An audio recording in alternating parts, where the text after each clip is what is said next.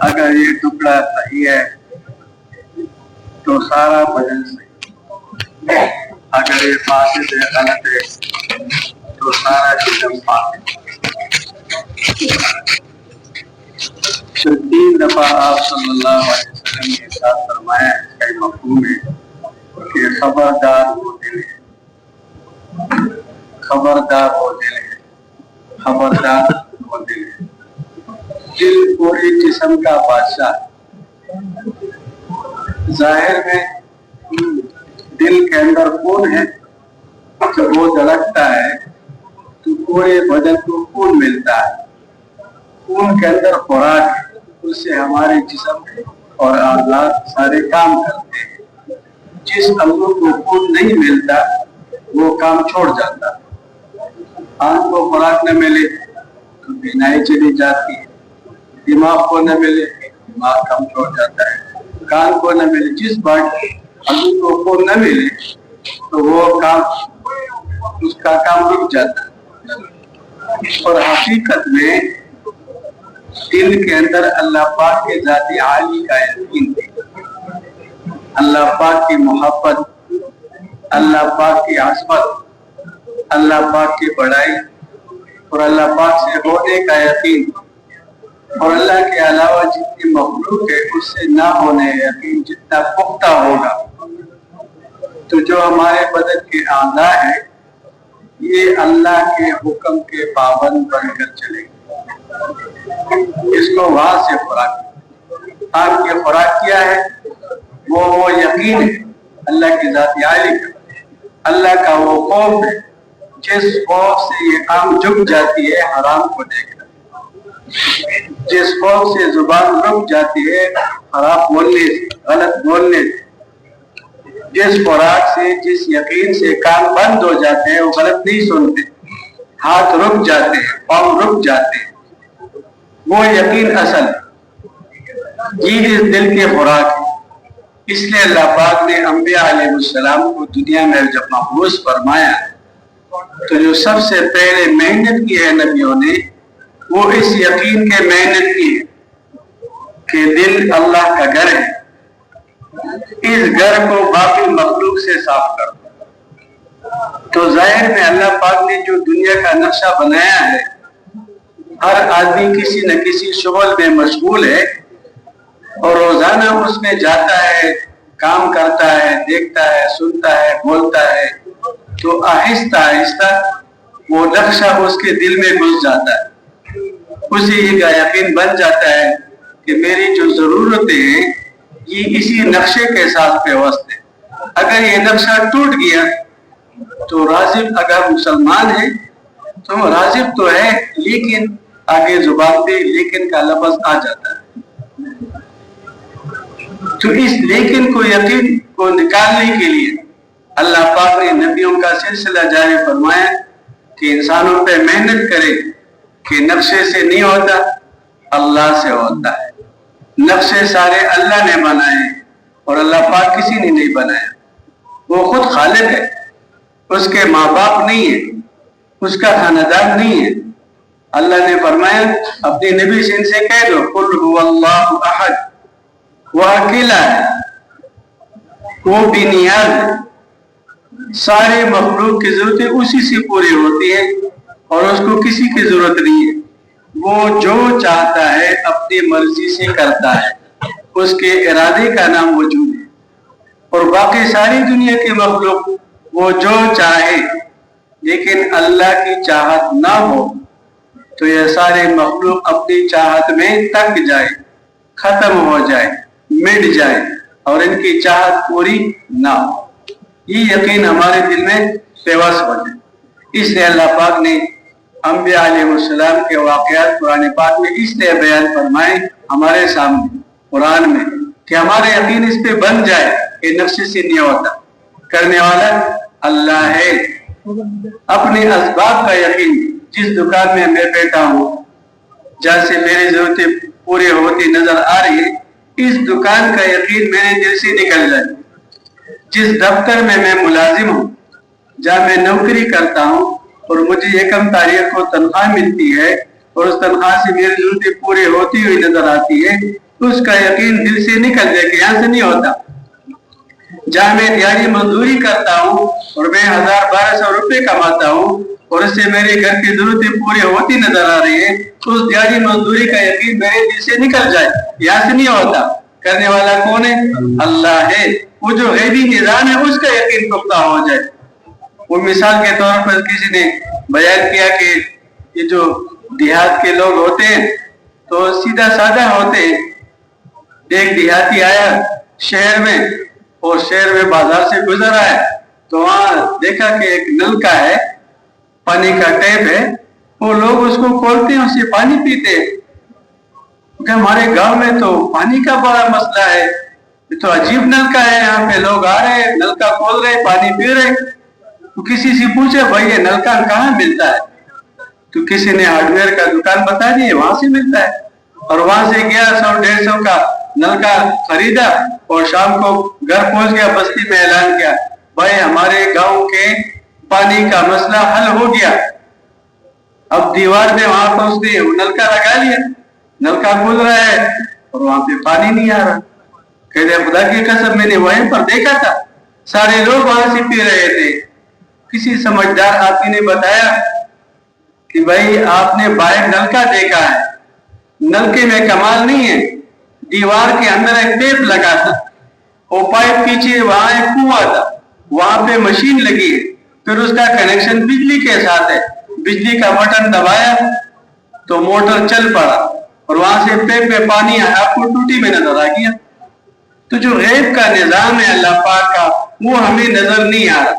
اللہ پاک نے نبیوں کو اس لیے بھیجا کہ وہ غیب کے نظام کو بیان کرے کہ انسان کے دل کا یقین اس غیبی نظام پر آ جائے کہ پالنے والا کون ہے, ضرورت پورے کرنے والا کون ہے, حاجتیں پورے کرنے والا کون ہے. وہ میری دکان نہیں ہے, بس اس کی نبی ہو. یہ بات تو سمجھ میں آ جاتی ہے کہ اللہ پاک نے آسمان بنایا, اللہ نے زمین بنائے, اللہ نے چاند بنایا, اللہ نے ستارے بنائے, اللہ نے پہاڑ بنائے.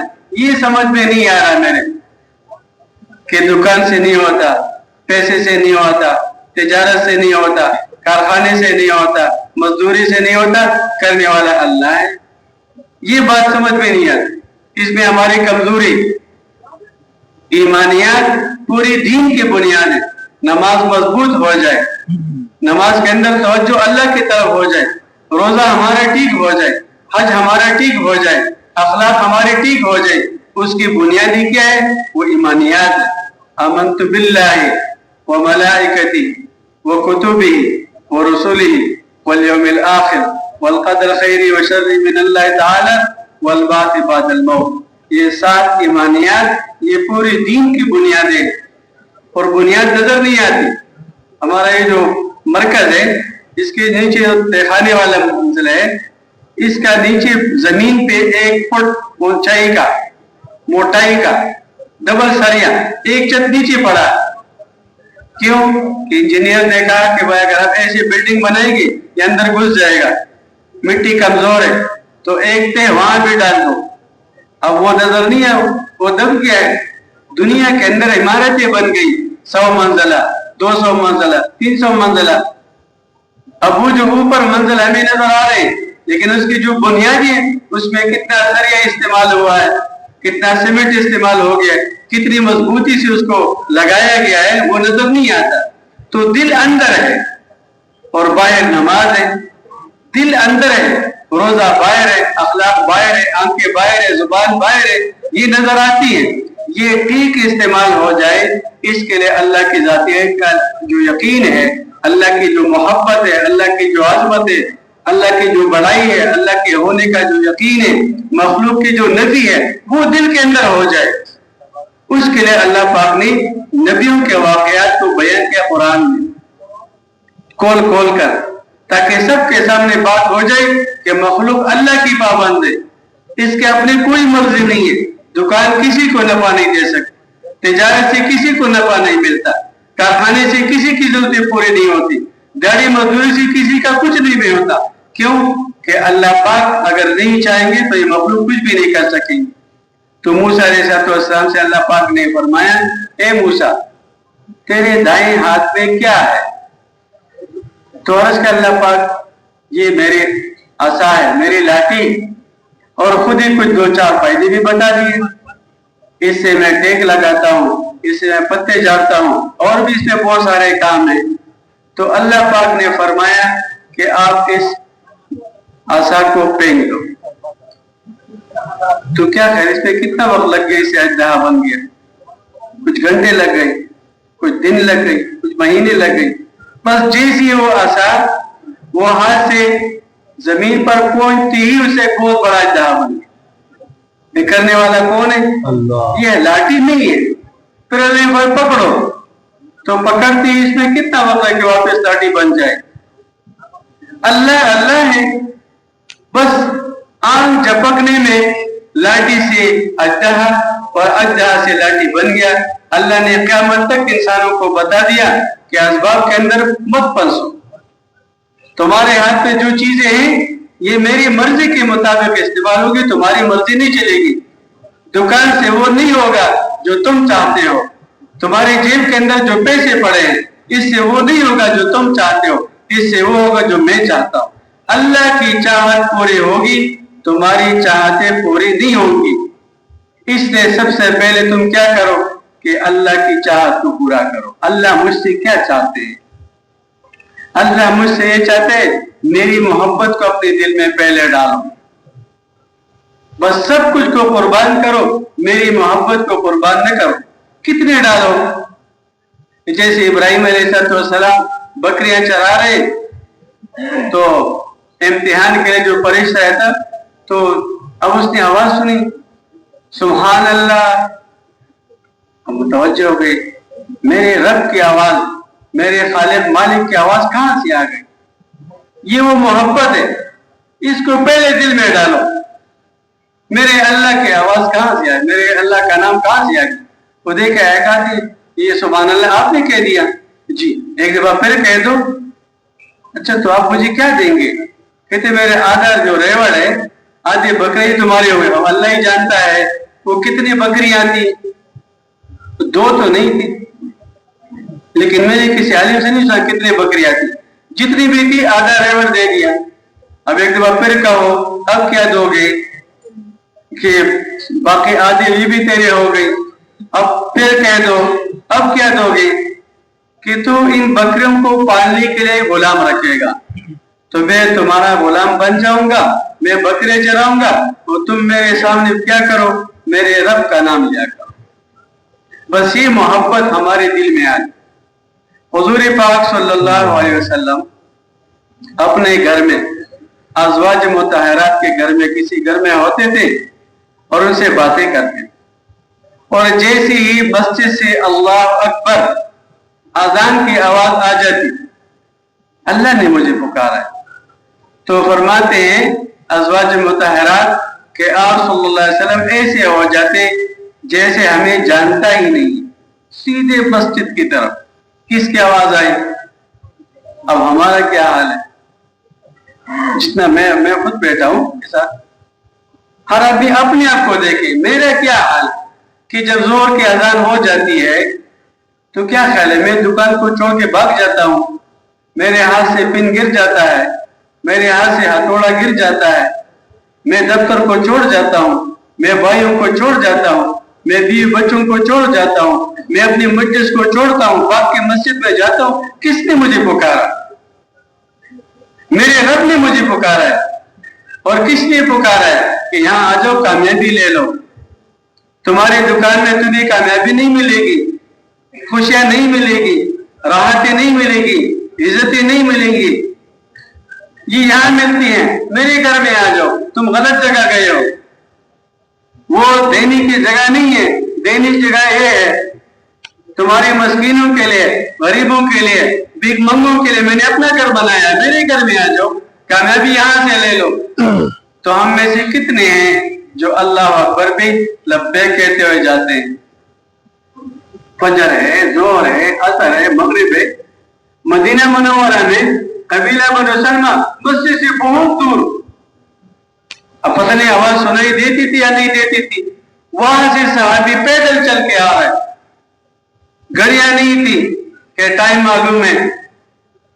زور کا وقت کون سا ہے, عصر کون سا ہے, کتنے بجے ہوتے ہیں. بجے تو وہاں نہیں تھے, لیکن وہ نماز کے لیے وہاں سے پہنچتے تھے. صحابی نے عرض کہ اللہ کے رسول مجھے عشاء میں فجر میں آنے میں دقت ہوتی ہے, نابینا ہے, تو گھر میں پڑھ لوں. آپ نے اجازت دے دی. پھر آپ نے فرمایا آذان سنتے ہو؟ جی آذان سنتا ہوں. پھر تو مسجد آنا پڑے گا. تو اذان سنتی اپنے کام کو چھوڑنا اس بات کی علامت ہے کہ میرے دل میں اللہ کی محبت ہے. اس محبت کی وجہ سے میں جا رہا ہوں. میرے دل میں اللہ کی بڑائی ہے, اس بڑائی کی وجہ سے میں ادھر جا رہا ہوں. میرے دل میں اللہ کا خوف ہے, اس خوف کی وجہ سے میں جا رہا ہوں. اب تبلیغ میں اس لیے پھرتے ہیں 4 مہینے چلہ سے روزہ گشت تعلیم سارا جو محنت ہے, محنت کی جو شکلیں ہیں وہ اس لیے ہے کہ میرے دل میں اللہ کی بڑائی آ جائے, حکم کی عظمت آ جائے. اللہ بڑے ہیں, اللہ کا حکم بڑا ہے. اللہ پاک نے واقعہ بیان کیا, اپنے قدرت کو ظاہر کیا. عزیر علیہ السلام گزر رہے تو دیکھا کہ بستی ساری ادھر پڑی ہے, ہٹیاں پڑی ہیں. یا اللہ اس کو کیسے زندہ کریں گے؟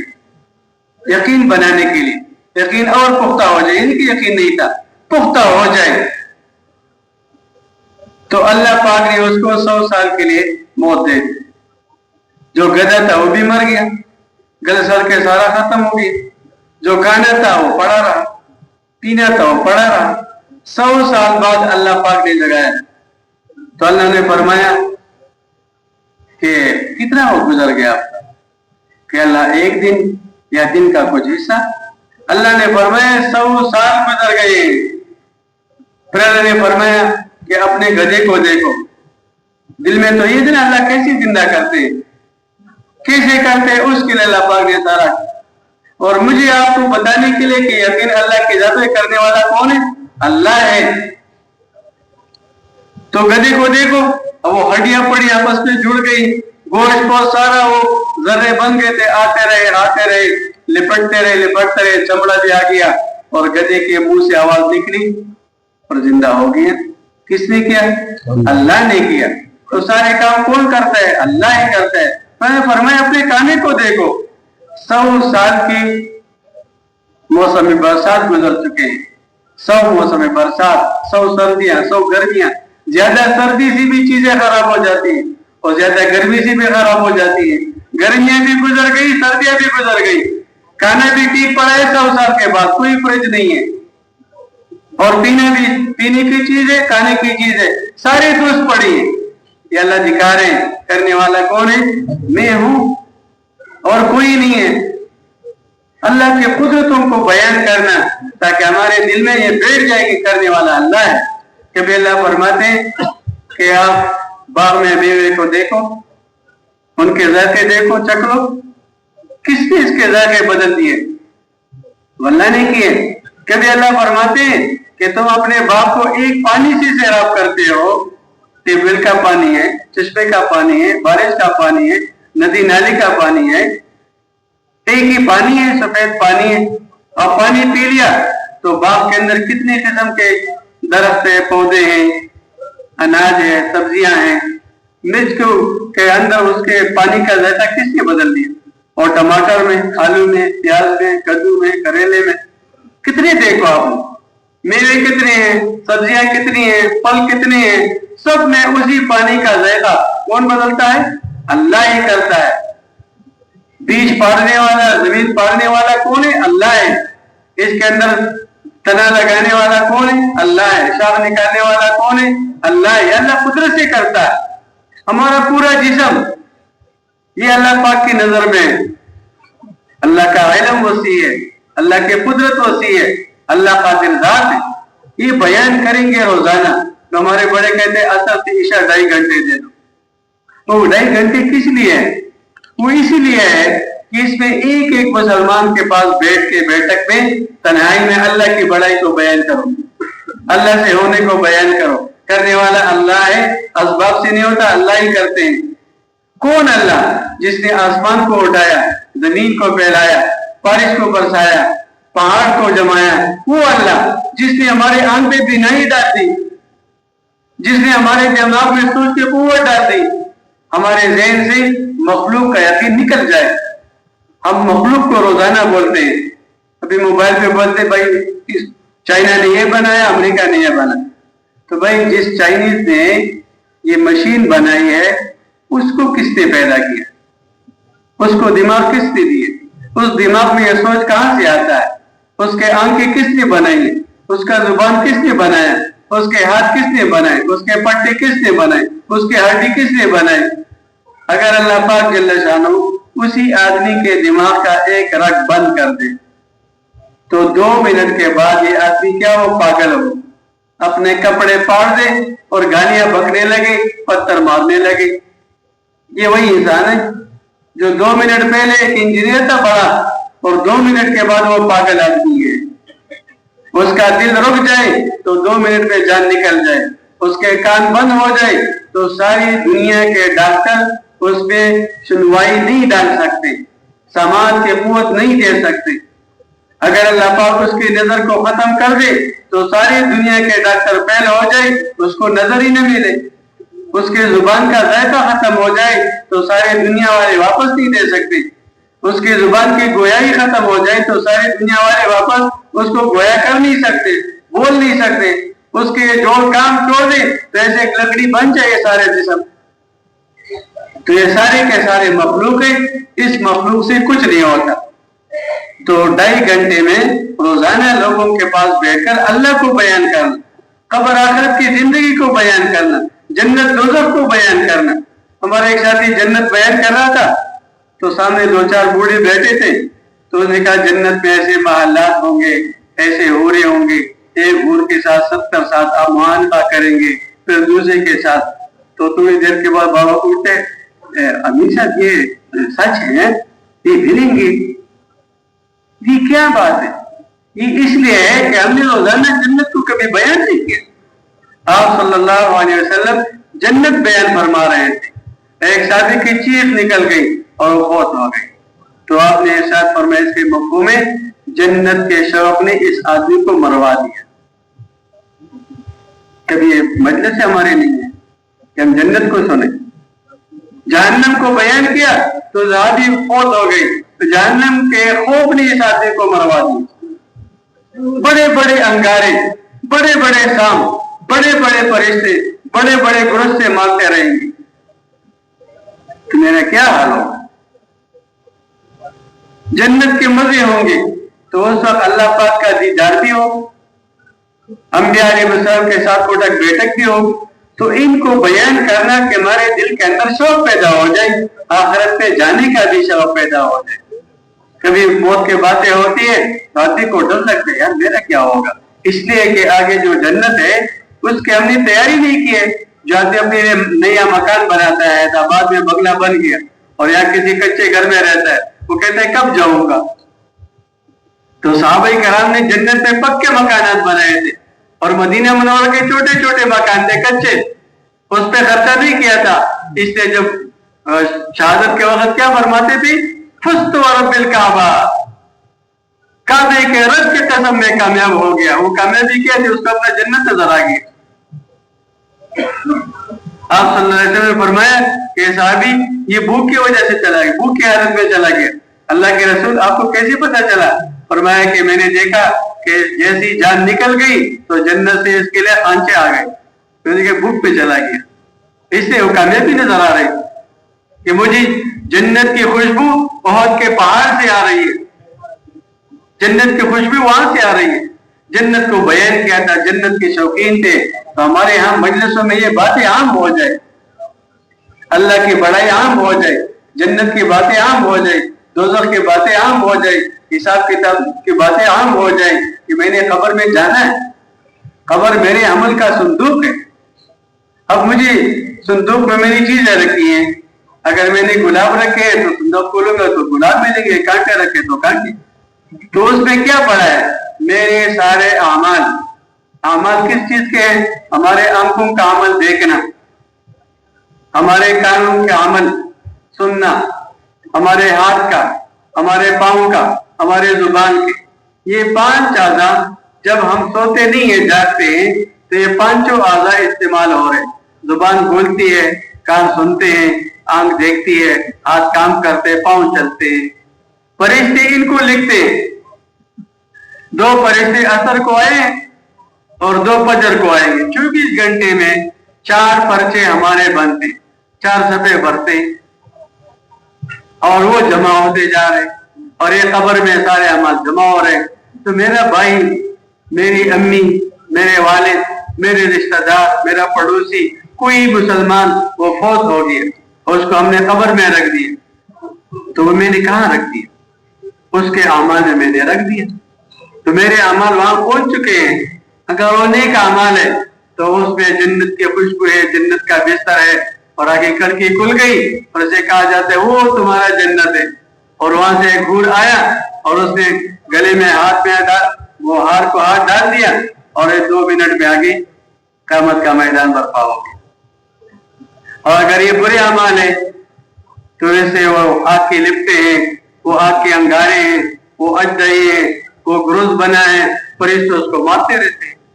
ان کو بیان کرنا تو ہمارے اس محنت کا مقصود اپنے ایمان کو بنانا. دل جو پورے جسم کا بادشاہ ہے، اس بادشاہ کے اندر کیا کرنا ہے؟ اللہ کی عظمت، اللہ کی بڑائی، اللہ کی محبت، اللہ کا خوف اس میں ڈالنا، تاکہ ہمارے جسم کے جو باقی اعضاء ہے یہ اللہ کے حکم کے پابند بن کر چلے. آنکھ پابند بن کر چلے، کان پابند بن کر چلے، زبان پابند ہو جائے، ہاتھ پابند ہو جائے.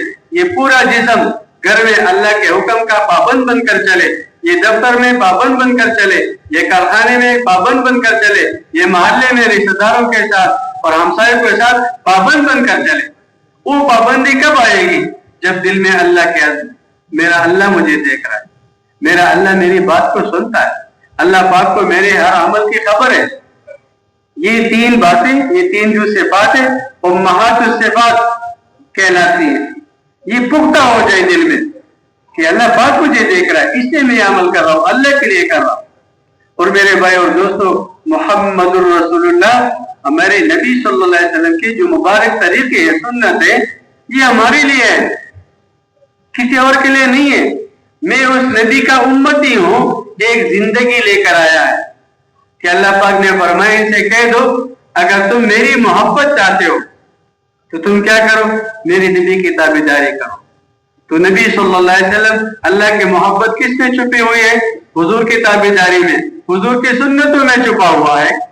تو میں کسی عالم کے پاس بیٹھ کے روزانہ کم از کم ایک سنت تو سیکھ لوں، روزانہ ایک سنت پر عمل تو کر لوں. روزانہ اگر ایک کرتے رہے اور سال زندہ رہا تو 365 سنتیں میں 1 سال میں زندہ کروں گا. اس سنت پہ اللہ پاک مجھے کیا دیں گے؟ ہر سنت زندہ کرنے پر شہیدوں کا ثواب، ہر سنت زندہ کرنے پر حضور پاک صلی اللہ علیہ وسلم کی محبت دل میں بیٹھی، حضور پاک صلی اللہ علیہ وسلم کی شفاعت میرے لیے واجب ہوگی، اجر بھی ملے گا، حفاظت بھی ہوگی. ایک آدمی گھر سے نکلتے وقت مصنون دعا پڑھتا ہے، بسم اللہ توکلت علی اللہ لا حول ولا قوت الا باللہ. دعا پڑھ کے نکلا تو وہاں سے اعلان ہو گیا، اللہ کی طرف سے فرشتے نے اعلان کیا، اللہ تمہارے لیے کافی ہو گئے، اللہ نے تمہاری حفاظت کر لی، اللہ پاک نے تم سے شیطان کو دور کیا. اب یہ بغیر دعا کے نکلا ہے تو کچھ پتہ نہیں اس کے ساتھ کیا ہوگا.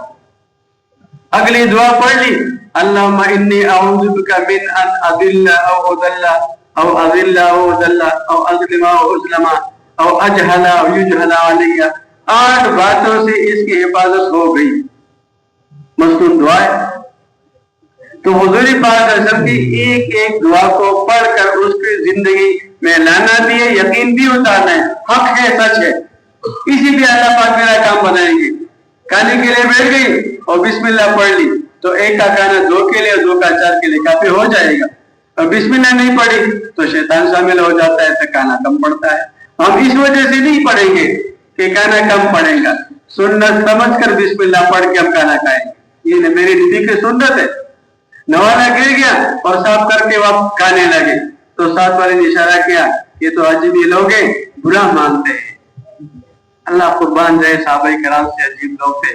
ایسی محبت اللہ ہم سب مسلمانوں کے دلوں میں اتار دے، حضور کی محبت صلی اللہ علیہ وسلم۔ تو اس صحابی کا جملہ قیامت تک کتابوں میں محفوظ ہے۔ کیا فرمایا کہ ان احمقوں کی وجہ سے میں اپنی نبی کے سنت کو چھوڑ دوں۔ ہماری زبان سے کیا ہے؟ امریکہ والے بڑے مہذب لوگ ہیں، فلانے ملک والے بڑے مہذب لوگ ہیں۔ بھائی مہذب تو مذہب سے، جو مذہب پہ چلتا ہے، مذہب تو صرف اسلام ہے، اسلام پہ چلنے والا مہذب آدمی ہے۔ ہمارے مذہب کے اندر صفائی ہے تو انہوں نے اپنا لیا، ہم نہیں کرتے۔ اکثر ہمارے شاستر کے یہ فرماتے رہتے ہیں بھائی ٹوائلٹ کو صاف رکھو، جوتے کو صاف رکھو، اس کو شاور میں ڈالو، مسجد کو صفائی کرو۔ یہ کہتے کہ نہیں کہتے؟ گلی کو صاف رکھنا، گھر کو صاف رکھنا، مسجد کو صاف رکھنا، ہر جگہ صفائی۔ تو صفائی تو اسلام میں ہے، صفائی نہیں سب ایمان ہے۔ تو یہ کس کے لیے؟ یہ تو میرے میں مسلمان ہوں، میں حضور کا امتی ہوں، میں اسلام کے مذہب پر چلنے والا ہوں، تو میں اپنے بدن کی صفائی، اپنے آس پاس کی صفائی خود کر لوں۔ تو میں مہذب ہوں، وہ مہذب نہیں ہے۔ جہاں جہاں بھی ہمیں نظر آ رہا ہے وہ ہماری اپنی کمی ہے۔ جب ہم حضور صلی اللہ علیہ وسلم کی سنتوں کے پابند بن کر چلیں گے تو اس کے اندر نورانیت ہے، ساری دنیا والے دیکھیں نورانی قسم ہے۔ صحابہ کرام سنت کے پابند بن کر چلے تو جہاں گئی ایک روشنی تھی سنت کی، ایک روشنی تھی اللہ کی محبت کی، ان کے جسم سے نکل رہی تھی۔ لوگ دیکھ رہے تھے ایمان میں داخل ہو رہے، اسلام میں داخل ہو رہے۔ جہاں گئی کوئی ترجمان نہیں، کوئی زبان نہیں آتی، پتہ نہیں کیسی صحابہ نے محنت کر دی، لیکن جہاں گئی کسی عمل میں لگے رہے، تجارت میں لگے رہے، مزدوری میں لگے رہے، ملکوں میں چلے گئے، لوگوں نے دیکھا ایک دن، 2 دن، ہفتہ، 10 دن گزر گئی، لوگ ایمان میں داخل ہونے، اسلام میں داخل ہونے لگے۔ یہ کون سا مذہب؟ اب میری وجہ سے کتنے لوگ آ رہے ہیں اور میری وجہ سے کتنے لوگ اسلام کے مخالف بن رہے ہیں، اس لیے کہ میں اسلام پر چلتا نہیں ہوں۔ تو محمد الرسول اللہ کا مقصود یہ ہے کہ ہمارا ہر عمل سنت کے مطابق، کوئی عمل ایسا نہیں جس کے لیے حضور نے طریقہ نہ بتایا ہو۔ 24 گھنٹے کے اندر کوئی جگہ خالی نہیں ہے۔ اب علماء کے پاس بیٹھنا، مسائل کو سننا، اس سے سیکھنا، سنتوں کو سیکھنا اور اپنی زندگی میں لانا۔ اور جو تبلیغ کی محنت ہے، اس لیے ہم نے بڑوں سے سنا کہ مولانا الیاس رحمۃ اللہ کے متعلق یہ فرمایا کہ حضور پاک صلی اللہ علیہ وسلم کی جو مبارک سنت ہے یہ ہیرے جواہرات ہے، لیکن یہ ایک جسم میں نہیں ہے۔ کسی میں ایک سنت ہے، کسی میں دوسری سنت ہے، کسی میں تیسری سنت ہے۔ ہم پوری امت میں اس لیے پھرتے ہیں کہ ہر مسلمان سے ایک ایک ہیرا چن چن کر اور اپنے گلے کا ہار بنائیں۔ کسی سے ایک سنت سیکھ لی، دوسری سیکھ لی، تیسری سیکھ لی، ایک ایک مسلمان سے اچھی اچھی چیزوں کو لینا، اپنی زندگی میں لانا۔ اب یہ کلمے والی زندگی بنی، لا الہ الا اللہ دل سے تعلق، محمد الرسول اللہ جسم سے تعلق۔ اب یہ کلمے والا مسلمان جب اس کلمے کو عملی طور پر لے کر دنیا میں چلے گا تو کلمے کے اندر روشنی ہے، کلمے کے اندر نور ہے، یہ نور اس جسم میں ہے اور جہاں یہ جاتا ہے یہ نور کو پھیلاتا ہے۔ نور کے ساتھ ہٹ کر کرنے والے سے نور پھیلتا ہے۔ سورج کے اندر اللہ پاک نے 2 باتیں رکھی، ایک نور اور روشنی، اور دیکھ اس کے اندر حرکت ہے۔ اگر اسے روشنی نکل جائے اور یہ حرکت کرے تو پوری دنیا کے اندر نقصان پھیلے گا۔ کیا نقصان ہوگا؟ پودے یہ بھی سارے مر جائیں گے، جاندار بھی سارے جاندار مر جائیں گے۔ حرکت ہے، روشنی نہیں ہے، روشنی ہے، حرکت نہیں ہے۔ ایک جگہ پہ سورج کھڑا ہوگی تو آدھی دنیا میں روشنی ہے تو زیادہ روشنی کی وجہ سے سارے جاندار مر جائیں گے، اور آدھی دنیا میں اندھیرا ہے تو آدھی دنیا وہ اندھیری کی وجہ سے مر جائے گی۔ روشنی بھی ضروری ہے، حرکت بھی ضروری ہے۔ تو حضور پاک صلی اللہ علیہ وسلم نے اپنے ہر مسلمان امتی کو حرکت والا، روشنی والا بنا دیا۔ کلمے کو روشنی اور اس کے ساتھ حرکت، ہر مسلمان کو پوری دنیا کے اندر ذمہ دار بنا دیا کہ ساری دنیا کے اندر دین کا پھیلانا یہ تمہارے ذمہ ہے۔ تو کلمے کی روشنی کو لے لو، اعمال کرتے رہو، دنیا میں پھیلتے رہو، میرے کلمے کو پھیلاتے رہو پوری دنیا میں۔ اسی کے لیے ہمارے یہ مجلسیں قائم ہوتی ہیں کہ اللہ کرے کہ صحابہ کرام کے زمانے والا ماحول دوبارہ زندہ ہو جائے۔ اعمال کے اندر قوت اور طاقت ہو، اس کے ذریعے اللہ سے لینے والے بنو اور پھر پوری دنیا میں پھیرنے والا ہو، تاکہ پوری دنیا کے اندر اللہ کا کلمہ زندہ ہو جائے۔ اس کے لیے مال بھی لگ جائے، جان بھی لگ جائے، تو اس کے لیے محنت کرنی ہوگی ایمان پر، ایک محنت کرنی ہوگی اعمال پر۔ اعمال میں سب سے بڑا عمل ہمارا نماز، عملات جاندار بن جائے تو نماز سے پہلے کی محنت کیا ہے کہ دل کے اندر اللہ کی بڑائی آ جائے، عظمت آ جائے، دل اللہ کے غیر سے خالی ہو جائے، اور اس کے غیر کا یقین دل میں ہے، اللہ کے سامنے کھڑے ہو گئے اللہ اکبر، تو یہ گندا دل ہے جس کے ساتھ لے کر تم اللہ کے سامنے کھڑے ہو، اس سے بدبو آ رہی۔ اس لیے کہتے ہیں کہ نماز سے پہلے دعوت دے دو، اللہ کو بیان کرو، قبر آخرت کو بیان کرو، جنت دوزخ کو بیان کرو، اللہ کی عظمت محبت کو دل میں لے لو، پھر اللہ کے سامنے کھڑے رہو، وضو بنا لو، اور وضو کے بعد مسجد میں آ کر اللہ کے گھر میں اللہ کے سامنے کھڑے ہو۔ کس حال میں کھڑے ہو؟ میں اس رب کے سامنے کھڑا ہوں جو پوری دنیا کا خالق اور مالک ہے، جس کے قبضے میں ساری کائنات ہے، اس کے ارادے کا نام موجود ہے، اس کے سامنے کھڑا ہوں۔ جو چاہتا ہے وہ کر لیتا ہے، اور جو مخلوق چاہتے ہے وہ نہیں ہوتا، اس کے سامنے میں کھڑا ہوں۔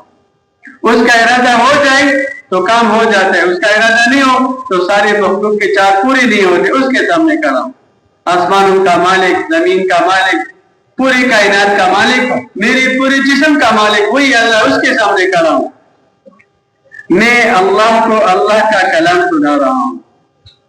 قرآن اللہ کا کلام ہے، اللہ کی ذات سے نکلی ہوئی، میں اس اللہ کو اس کا کلام سنا رہا ہوں، تو کتنی عظمت ہونی چاہیے۔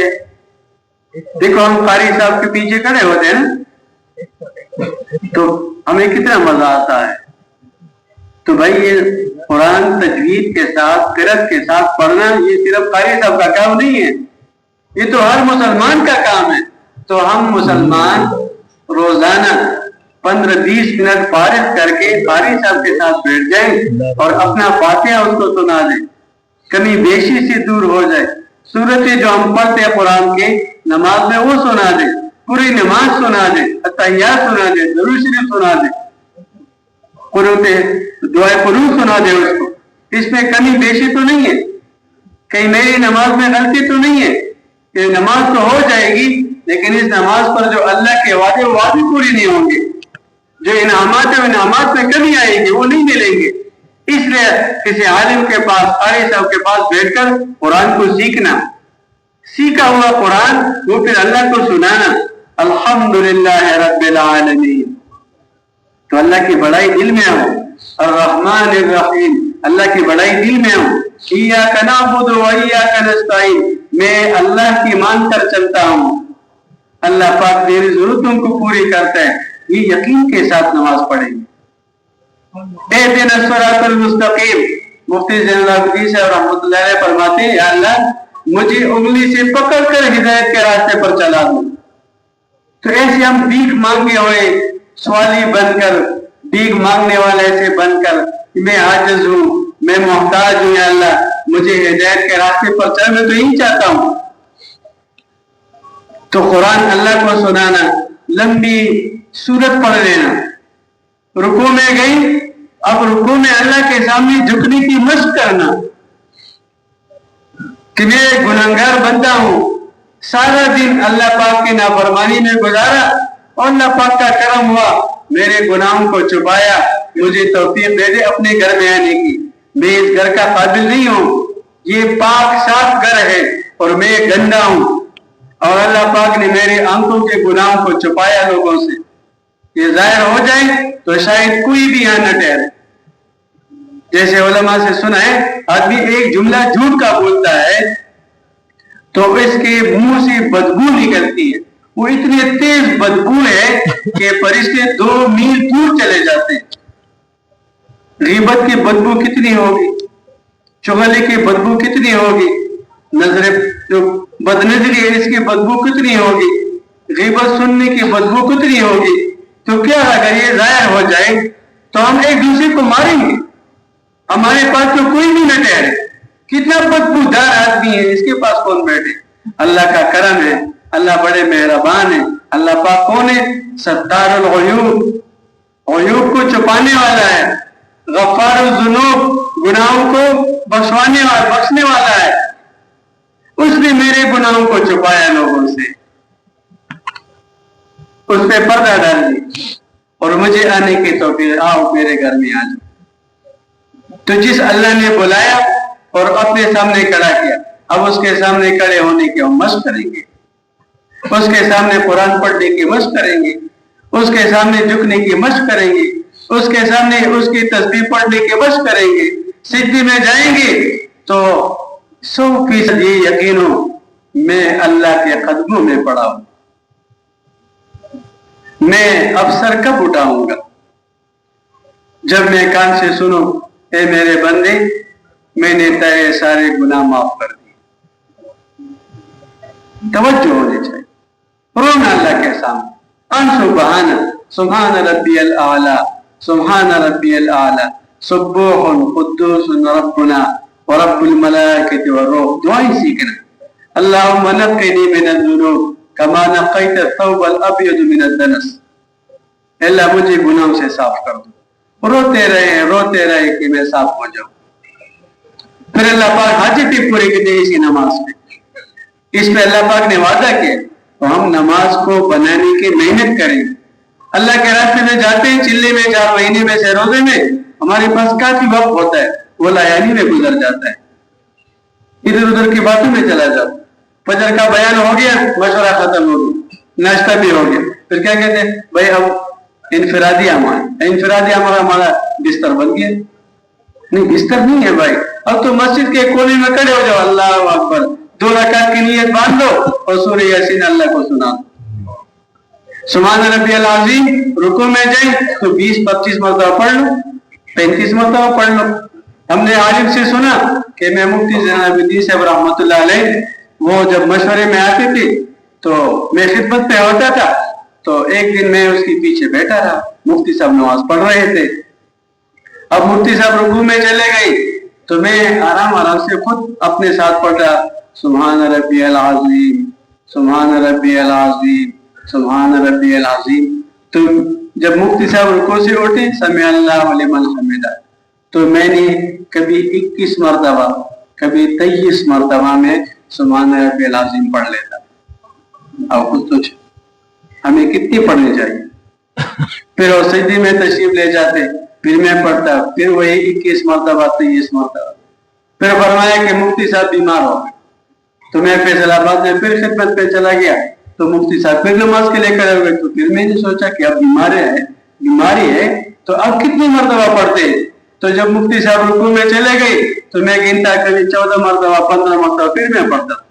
بیماری کی حالت میں تو صحت مند ہوں اور میں گناہگار ہوں اور میں ان پڑھ ہوں، 24 گھنٹے اللہ کے نافرمانی میں نے گزارے ہیں، آرزو گناہوں سے بھرا ہوا ہے، ان گناہوں کی صفائی کے لیے میں اللہ کے سامنے کھڑا ہوں، تو مجھے کتنی مرتبہ پڑھنی چاہیے؟ پھر اس نماز کا یقین بھی ہو کہ اللہ پاک مسائل اسی نماز سے حل کریں گے، مسئلے حل ہوں گے نماز کے ذریعے سے، عمل کے ذریعے سے۔ اس کے لیے بڑا عمل اللہ نے نماز دیا ہے کہ اللہ پاک نے نبی سے فرمایا، اس کا یہ مفہوم ہے، تمہارے گھر میں رزق کا مسئلہ ہو تو کیا کرو؟ نماز کی پابندی کرو، خود بھی گھر والوں کو بھی۔ ہم آپ سے رزق کا نہیں چاہتے، رزق ہم دیں گے، تو رزق کا مسئلہ تو حل ہوگا نماز پہ۔ اس پہ اللہ پاک نے وعدہ کیا ہے، 5 نمازوں پہ پہلا وعدہ کس چیز کا ہے؟ رزق کی تنگی کو اللہ دور کریں گے۔ اور علماء کرام فرماتے ہیں کہ رزق میں کیا چیزیں شامل ہیں؟ روٹی، کپڑا، مکان، شادی، کاروبار۔ یہ 5 چیزوں کا وعدہ اللہ نے 5 نمازوں پر کیا ہے۔ اب 5 نمازوں کی پابندی، پھر اس کے ان نمازوں کو فرض کو پورا کرنے کے لیے نوافل ہے، نوافل میں مشق کرنی ہے تو ہمارے فرائض واجبات ٹھیک ہو جائیں گے۔ اس کے لیے انفرادی وقت میں فجر کے بعد اشراق کا وقت ہے، چاش کا وقت ہے، ظہر سے پہلے کا وقت ہے، عصر سے پہلے کا وقت ہے، مغرب کے بعد اوابین ہے، اور ماشاءاللہ رات کو اللہ پاک نے دی ہے۔ تو اللہ کے سامنے اپنی نماز کو بنانے کی مشق کرنا۔ اب صحابہ کرام کا جب یقین بن گیا کہ کام تو نماز سے ہوتا ہے، تو صحابی کو غلام نے خبر دے دی کہ جو ہمارا باغ ہے وہ خوش ہو گیا، पानी नहीं है, बारिश नहीं है। अब वो मुसल्ला लेके लोटा लेके वहां चला गया, वजू बनाया और जो झोंपड़ी बनाई थी वहां पे उसमें खड़े हो गए अल्लाह के सामने।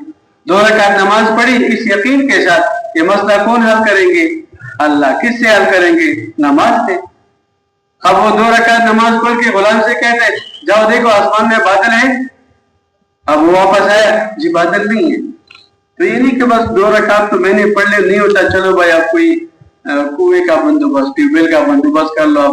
काम नमाज से नहीं होता, नमाज ही से होगा। अल्लाह इसी से काम करेंगे। फिर नियत बांध ली, फिर नमाज पढ़ी, फिर कहा देखो ये नहीं है, फिर नमाज पढ़ी। तो है तो साहबा में एक जगह लिखा है कि ये सहाबी नमाज पढ़ता रहा, दुआ मांगता रहा, नमाज पढ़ता रहा, दुआ मांगता रहा कि थोड़ा सा बादल चिड़िया के मानिंद वो नमूदार हो गया कि अल्लाह इसमें बरकत डालेंगे। वो बादल आया, उससे बारिश शुरू हो गई। फिर गुलाम से कहा घोड़े पे सवार के बाग के चारों तरफ चक्कर लगा के आ जाओ, बारिश कहां तक बरस रही है? सिर्फ इस बाग पे और बारिश है, बाहर नहीं। तो करने वाला कौन है और किससे करता है? हम इन नमाजों की मशक करेंगे, अपनी नमाजों को जानदार बनाएंगे। तो हमारे घर में जब भी मसला हो तो हम अपने घर वालों का भी ज़हन बनाएं, बच्चों का भी ज़हन बनाएं, बीवी का ज़हन बनाएं कि जब भी आटा खत्म हो जाए तो किसको कहो? अल्लाह को। बिजली का बिल आ जाए तो किससे कहो? अल्लाह को। टमाटर खत्म हो जाए, सब्जी खत्म हो जाए, गोश्त की जरूरत है, कपड़े की जरूरत, जिस चीज की जरूरत है तो जरूरतें पूरे करने वाला कौन है? अल्लाह है। तबलीग की मेहनत है इसीलिए हमारी तवज्जो कहाँ हो जाए? अल्लाह की तरफ।